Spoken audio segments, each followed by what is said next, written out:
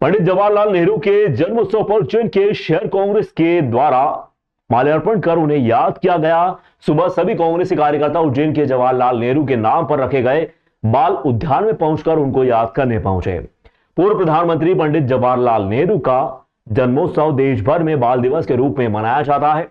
भारत में हर साल 14 नवंबर को यह मनाया जाता है। उज्जैन के शहर कांग्रेस अध्यक्ष नेतृत्व में कांग्रेसी कार्यकर्ताओं ने कोठी रोड स्थित बाल उद्यान में जाकर उन्हें पुष्पमाला पहनाई। सभी कांग्रेसियों ने उनके चरणों में श्रद्धा सुमन अर्पित किए।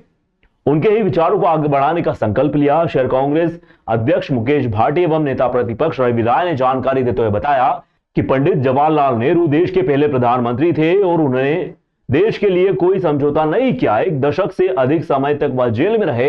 अंतिम समय तक उन्होंने अंग्रेजों से लड़ाई लड़ी।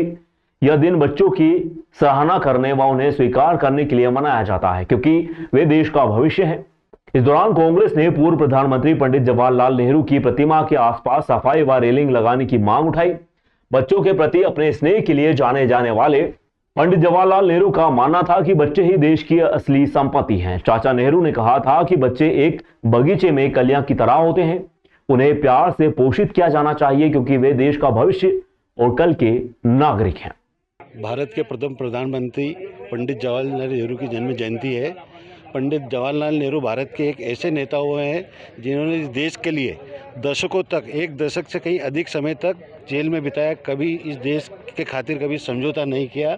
उनकी पत्नी के समय भी, जब अंतिम समय था, उस समय भी जब अंग्रेजों ने उनसे माफ़ीनामा का बोला, तो माफ़ीनामा नहीं लिख के देना और अंतिम समय तक इस देश के लिए लड़ना, आज कांग्रेस परिवार उनके श्री चरणों में श्रद्धा सुमन अर्पित करता है और पंडित जवाहरलाल नेहरू के मार्गों पर चलने का प्रयास करता है। जवाहरलाल नेहरू की प्रतिमा स्थल पर आज हम लोग पुष्पांजलि अर्पित करने के लिए इकट्ठे हुए और निश्चित रूप से भारत के ऐसे प्रथम प्रधानमंत्री जिन्होंने उस समय जब देश आज़ाद हुआ, बड़ी विषम परिस्थितियाँ थी, देश का संचालन किया।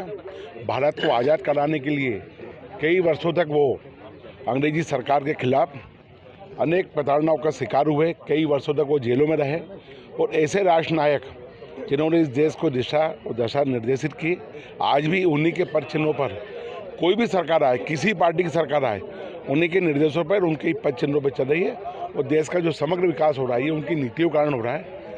मैं पुनः उनको स्मरण करता हूँ। पालिका निगम उज्जैन को यहाँ पर रेलिंग की व्यवस्था करना चाहिए, क्योंकि नगर पालिका निगम ऐसे राष्ट्र विभूतियों को ना तो समय पे वो यहाँ पे व्यवस्था कर पाती है, ना ही प्रकाश व्यवस्था कर पाती है, ना सफाई व्यवस्था कर पाती है। मेरा नगर निगम के जो भी करता धरता है, वो भले ही किसी भी पार्टी के हो, पर ये सब हमारी धरोहर है। ये राष्ट्र नायक लोग हैं, इनके सम्मान में इन्होंने भारत को आज़ाद कराया है। कई वर्षों तक जेलों में रहे। यहाँ की व्यवस्था सब व्यवस्थित करना चाहिए।